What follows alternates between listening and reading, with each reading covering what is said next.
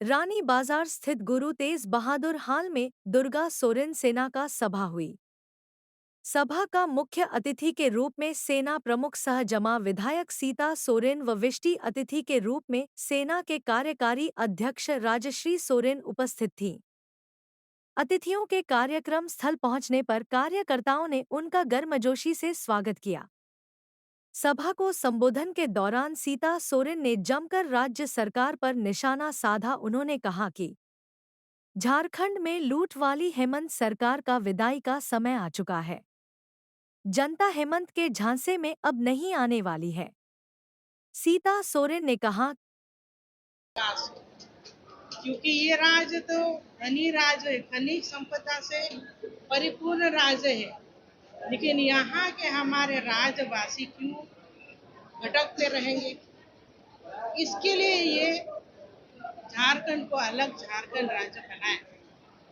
लेकिन 24 साल हो जाने पर भी ये राज्य का जो दुर्दशा आज का समय में होना चाहिए था, वो अभी तक अधूरा है, अपेक्षित है। ऐसा कब तक चलेगा? और आज हम मुख्य अतिथि के रूप पर यहाँ उपस्थित हुए हैं, तो इस विचारधारा को, स्वर्गीय दुर्गा सोरेन जी का जो विचारधारा है, उसको जन जन तक ले जाने के लिए हमारा दुर्गा सोरेन सेना का गठन किया गया। उस इस सेना के माध्यम से जो विचारधारा है, आज के जो सरकार में यहाँ पर लूट घसोट और दलाली मुख्य रूप से चलती है। ये दलालों की सरकार है, गरीबों की सरकार नहीं है। जिस तरह से स्वर्गीय दुर्गा सोरेन जी गरीबों के मसीहा थे, एक एक लोगों को मदद करते थे, किसको मदद नहीं किया गया?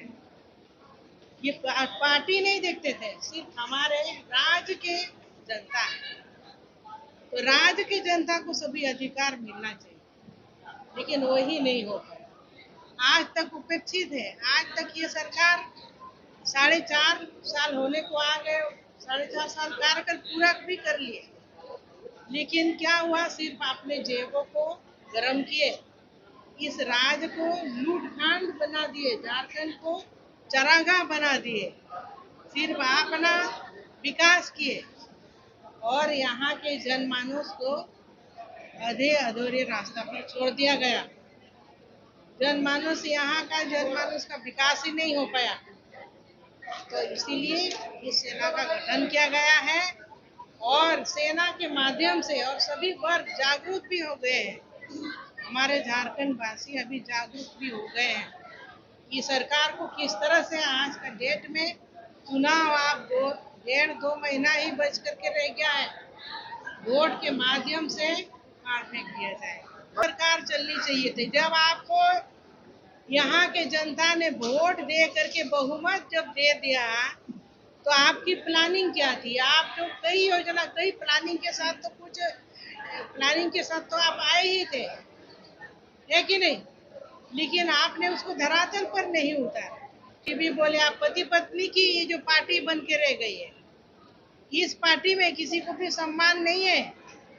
पहले हमको 14 साल तक हमने पार्टी का सम्मान रखा, बचा करके रखा, लेकिन अब नहीं हो पाया, तो अब हम वहाँ नहीं रह सके। इसके बाद जो वरिष्ठ नेतागण है, जिन जिन लोगों ने झारखंड अलग राज्य बनाने में अहम भूमिका निभाई, जो हमारे अभिभावक रह चुके, उनको भी सम्मान नहीं दिया।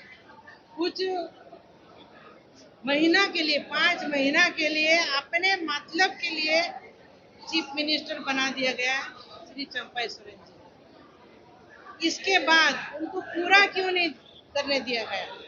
इसका मतलब उनका सम्मान को छीना गया, ठेस पहुंचाया गया। और उनके पीछे, पर्दे के पीछे भी ऐसे ऐसे घटना हुई जो हम यहाँ बयां नहीं कर पा रहे हैं। इतना अपमानित कर दिया गया। गोविंद जी को भी कई समय से उनको भी पार्टी के द्वारा अपमानित सहना पड़ रहा था। अब ये लोग इस पार्टी में इसीलिए रहने ही नहीं सके और भारतीय जनता पार्टी का दामन थामे, जहां मोदी जी का विशाल परिवार में अभी हम लोगों को बहुत सम्मान मिल रहा है और सम्मान के सभी भूखे, यहाँ के हमारे जनता को भी सम्मान मिलना चाहिए सरकार के द्वारा। बांग्लादेश से घुसपैठ आने वाले दिनों में क्या असर होने वाला है? देखिए, बांग्लादेशी जो घुसपैठी है, ये अभी से नहीं, कई समय से घुसपैठी हो रही थी, लेकिन आज के समय जो विकराल रूप धारण किए हुए हैं, जो हमारे आदिवासी बहनों के ऊपर, तो उनकी जो जैसे हम नहीं है कि घुसपैठी आ रहे हैं, हाई कोर्ट पूरी तरह से सख्त है और आदेश भी दिए हैं, लेकिन फिर भी ये लोग मान नहीं रहे कि यहाँ घुसपैठी आ रहे हैं और अभी सरकार में है। और ये जो पार्टी है, ये पूरा दलालों के कब्जे में है और दलालों के द्वारा ही ये पार्टी चल रही है। लेकिन कब तक चलेगी? अभी अंतिम समय आ पहुंची है। अभी और पार्टी में बिखराव होगा और पार्टी, उस पार्टी में पूरा पार्टी ही टूट के कगार पर है। चुनाव आते आते तो टूट जाएगी पार्टी। क्या लगता है, जनता जवाब देगी या जेल में विलिप्त हो जाएगी? कि ये तो पूरा जनता जवाब देगी, क्योंकि जनता को फैसला, बहुत बड़ा फैसला होता है और जनता तय करेगी कि किनको आगे आने वाले दिनों में किनको सरकार में रखना है। प्रभातखबर.com, विश्वास वही, रफ्तार नहीं।